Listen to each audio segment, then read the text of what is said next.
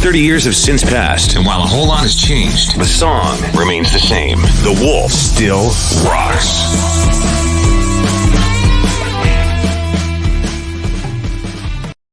Hey there, it's Brian Ellis, morning show host, 101.5 The Wolf. As we celebrate the Wolf's 30th birthday, we launched on February 14th, 1992. This lady was along for the ride. Say hello to Dani Stover. Hello, Dani. Hi, thanks for having me back. Yeah, no, I'm glad. We're glad to have you back. It's been a little while, and we're looking back on 30 years of The Wolf, and you were with us for a portion of that time. When did you join us at The Wolf? It was in 2010. I was brought over to do some weekend announcing. So Okay. that's how I got my start. Yeah, and then you did transition to the morning show with TJ Connors. Yeah. So I like to say that I kind of got my start because I had no air conditioning in my apartment. And so I would just go to the station and literally like cover any show. I was kind of new to the board. So I really wanted to like learn the board. And so I took any opportunity, and I was in a new town, Peterborough, obviously a Yep. city, I guess. So yeah, I just came in because it was a nice air conditioned studio, and I would just kind of learn the board and get, as a pilot does, hours in the plane. I was putting hours in the board. So from there, I got to know TJ and obviously a lot of the people at the Wolf at the time, and just kind of fit into that role, I guess. Yeah, I don't know yeah, that it was quite that seamless, but yeah. But you guys had a lot of fun. You and I hosted the morning show together as well, and there really is nothing better than having that chemistry in the morning with someone, because when you're done your show, it doesn't feel like you've worked. Sometimes, you know what I mean? for sure. And TJ, I will say, like, you and TJ are very different, but both Yep. equally as fun to work with. And TJ for me was just like, sometimes we had a little too much fun. Um, but he's just that kind of guy that's like always up for anything. Yep. And he's got this energy. Like, I remember seeing TJ in studio for the very first time, and he's got like Jimmy hands. Like, he's always bouncing around and like slamming the floor. And I was just like, whoa, this guy's got Whoa. some energy. Yeah. And he brings that energy every single day, whether it's 4:30 in the morning or 4:30 in the morning on the other side. As you look back at your time that you spent with the Wolf, is there a memory that sort of stands out for you?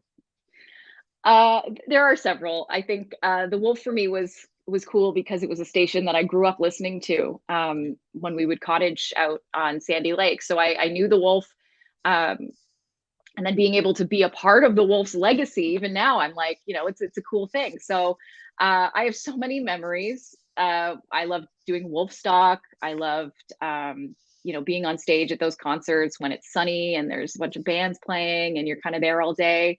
I have fond memories of the pad party. I don't know if people remember Yeah, that. yeah, I remember Um, that. but Tell this tell us was a bit about that.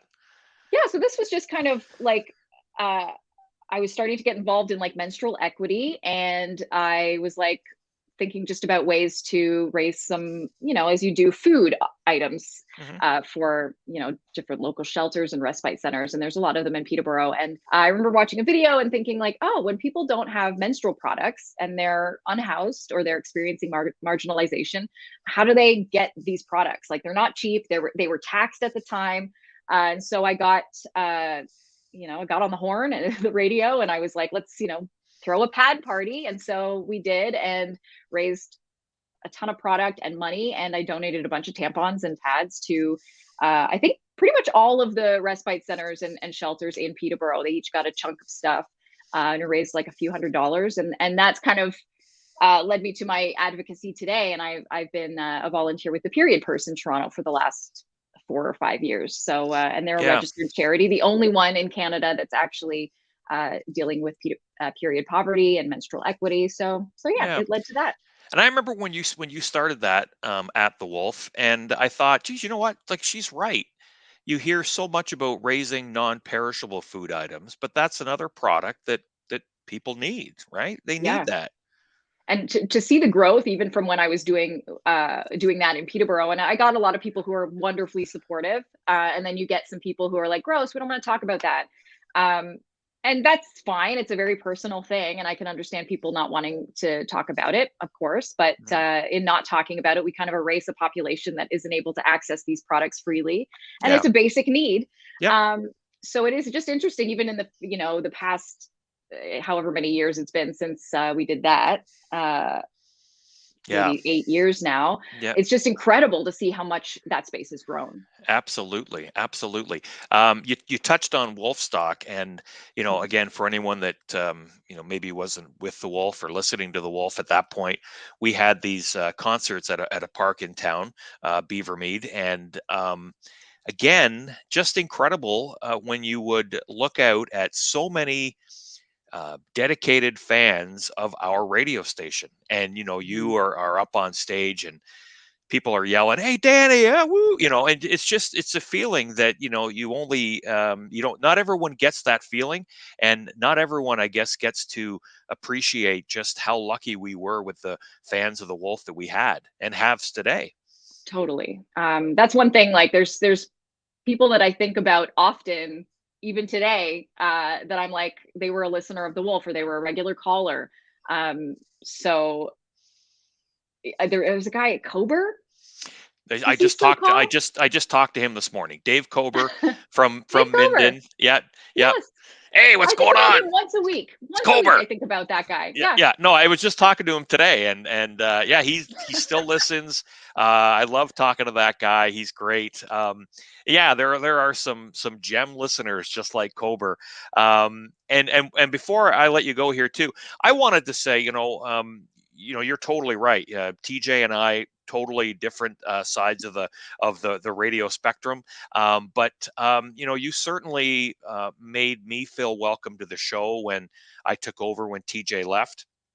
And it was one of those things too, with you and I have that again. Luckily, I have it with Taylor, my current co-host. Is I know they always say, plan out the break and make sure you know how you're going to get from point A to point B. We would know what we were going to start with, but you and I got comfortable enough to know that we're going to get out. We're going to get there, and we never had a problem with that. And we never over prepared, but I always found it great just chatting with you every morning, and the energy that you brought. And you're a smart person, and I just loved doing the show with you.